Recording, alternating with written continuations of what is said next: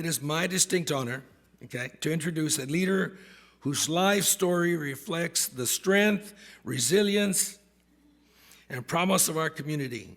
Congresswoman Delia Ramirez. Congresswoman Ramirez proudly represents Illinois, 3rd Congressional District in the House of Representatives. She made history as the first Latina elected to Congress from the Midwest, and she carries that responsibility with courage, conviction every single day. She's the daughter of Guatemalan immigrants. Congresswoman Ramirez understands firsthand the struggles and sacrifices of working families. Before coming to Congress, she was a constant advocate for affordable housing, economic justice, and immigrant rights, fighting for families who too often felt invisible in the halls of power. Let you hear from Congresswoman Delia Ramirez. Thank you for being here.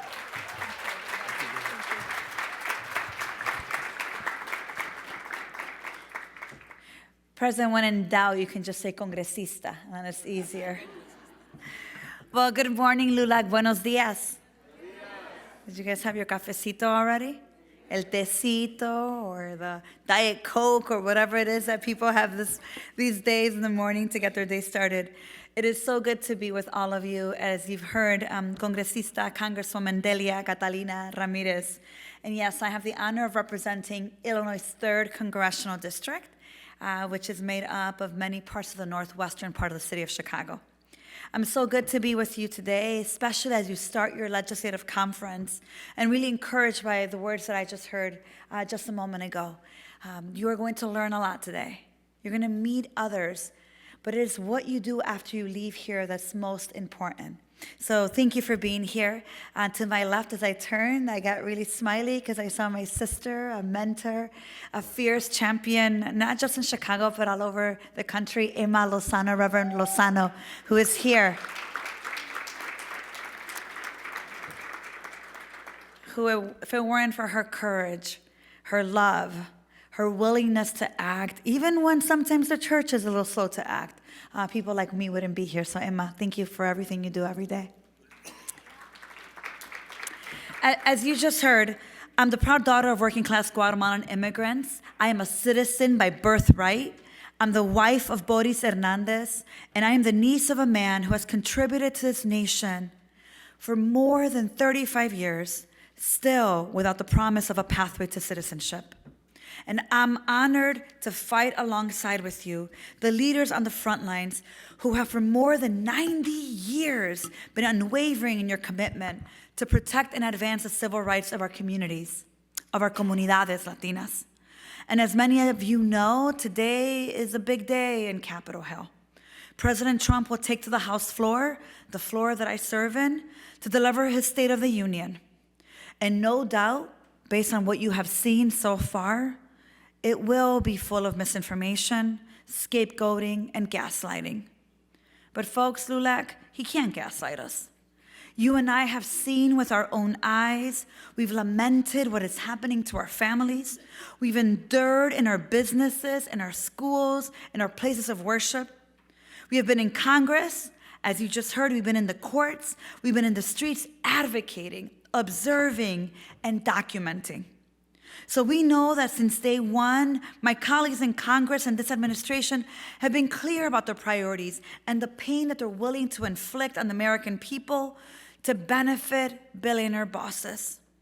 For over a year, our communities have witnessed abductions. You have seen kidnappings, the militarization of our cities, the murder of our neighbors, the persecution of dissent, and the rise of fascism in our nation, all facilitated by the Department of Homeland Security's immigration enforcement. The actions of this administration and their enablers in Congress have been an assault on our communities, on our comunidades. They've been an assault to our democracy, and they've been a roadmap to poverty, to scarcity, to sickness, written for billionaires who profit from our pain and paid for by our people, working people. It's a roadmap that has delivered 38 deaths in detention, with 2025 being ICE's deadliest year yet. At least 6 neighbors, including U.S. citizens, have been executed by DHS agents, and others like Marimar from Chicago shot as they lied about it. All while private prison companies and surveillance firms profit off the pain of our neighbors, including the pain of our own children, with more than 3,600 children in cages all over the country. But because you and I, LULAC, we value our communities, because we value our democracy, because we value our civil rights and liberties, and because you have been in the front lines for so long, we today in our legislative conference are saying, basta, enough. President, there's this thing here that it feels like I might fall through.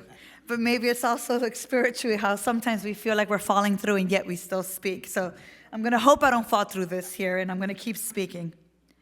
We've said it's enough, and not just said it, but we're actually taking legislative action. It's why I introduced the Born in the USA Act, which is a bill that would codify birthright citizenship in this country.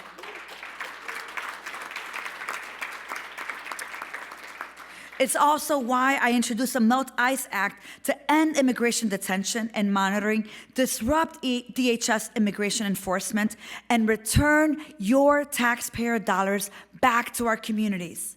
The Melt ICE Act doesn't just take away funds from DHS and ICE. Let me say it again. It redirects the money towards wraparound services, including housing and healthcare for the communities that have been most impacted by immigration enforcement. You and I both know that's our communities. And I am clearer than day, that at a time when working families are facing a crushing affordability crisis, our hard-earned tax dollars should not be funding violations of our rights or, $70 million private jets. Our money should be going to protect our communities, not terrorize them. It's why the Melt ICE Act is a line in the sand and a declaration that you and I will not fuel human suffering. Basta, enough. And with your support, I'm also introducing the Full Body Restraint Prohibition Act, a piece of legislation to protect our communities from those who inspire the worst of our history, would try to bind us and blind us using tools of subjugation. You've seen DHS agents using deadly full-body restraints to punish and silence detainees, including U.S. citizens, causing physical harm and even death. Someone just recently said, "I don't wish that on my enemies." That's what a man who was deported to Ghana, who was subjected to the abuse of indignity of full-body restraints, just recently said. I wouldn't even wish that on my worst enemies. Friends, there is no greater threat to our collective safety than what DHS is doing. It's fueling our destruction, our suffering. And while we work to dismantle this agency of terror, this bill that I am introducing with you, the Full Body Restraining Prohibition Act, is a step to restrict the tools they can use to inflict pain and perpetrate dehumanizing violence. We must use every tool at our disposal, including the power of the purse, to protect our communities from the campaign of terror, death, and destruction that this administration has unleashed. And instead of using our dollars to terrorize our communities, let me tell you what we can, in fact, do with this money. Are you ready? We can fund every single thing working people around this country need to thrive. Free education, transportation, childcare, benefits for our veterans so that they don't have to experience homelessness after they have given their life for this country.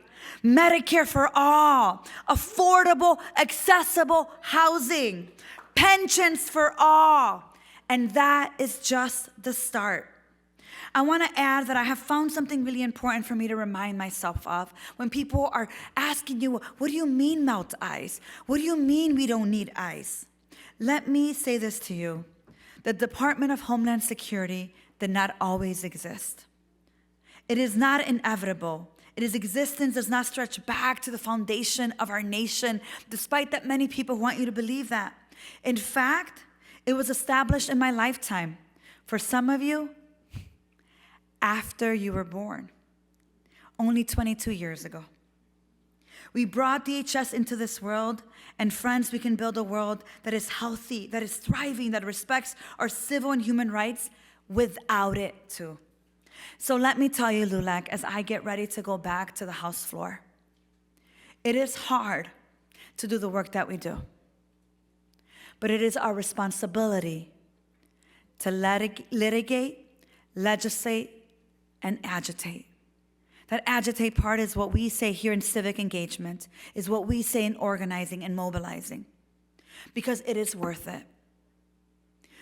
A day ago, 24 hours ago, as I was getting ready to come back to DC, Stephen, a 14-year-old boy from my district with autism, and his father, Gerardo, were on their way home after over 70 days in detention in Texas. My office, the community, and the legal team worked for 70 days to get Stephen back home. What many of people don't know is that 4 weeks ago at 11 o'clock at night, I was on the phone with the supervisor of that detention center who was getting ready to put Stephen on a plane to Colombia with his father and separating him permanently from his mother. That supervisor said to me, "Congresswoman, there is nothing you can do. Stephen, this boy that you're talking about, he failed his credible fear interview." I said to the supervisor, "Sir, with all due respect, if you had been in detention eating worms in your food without your medication for 4 weeks, autistic and wondering where your mother was, would you pass your credible fear interview?" The answer is no. There are systems that have been designed to harm our communities. And it is very easy for people to make excuses that we're just not in power. There's not much we could do. But I refuse to wait for majorities or whatever November brings to do everything in my power to defend my community today, and so should you. Because of the work that we did non-stop every single day for 70 days, Stephen today is with his mother, his sister, and his father back in Glen Ellen in Illinois. And as I looked at the picture that my staff sent me as they hugged Stephen and his family in their home, you know the image that I keep thinking about? Yes, it's Stephen's face.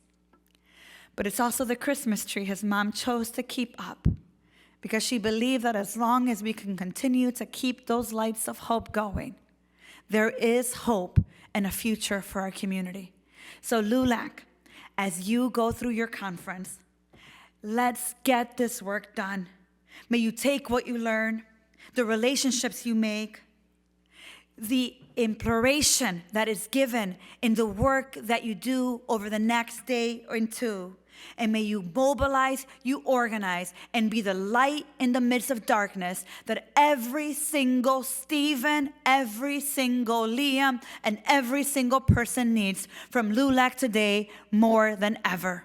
And know that this congresista, be today and every single day, is going to be with you every single moment until we get to a world where our democracy is honored and there is no question that regardless of the color of your skin, your zip code or your origin, that you are an American, you are dignified, and you are respected in this country. So LULAC, para adelante, si se puede, y el pueblo unido jamás será vencido. Gracias. Thank you.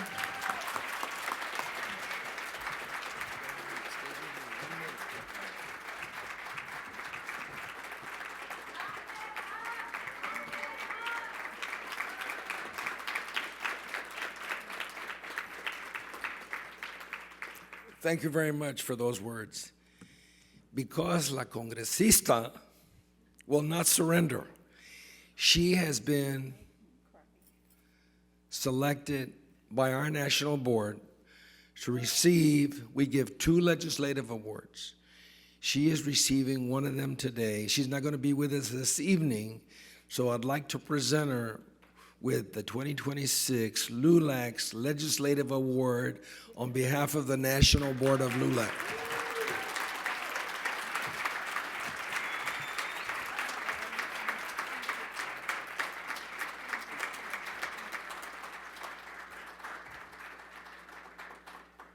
And from the president of LULAC, it's my honor to bestow her, I don't give these very often, but she gets the LULAC Presidential Award for all the work that she's doing, and we're going to be with her on this new bill that she has introduced. We will be there this week, I understand, Thursday, to support it. We've sent letters, and we'll be with you. Thank you very much. Thank you.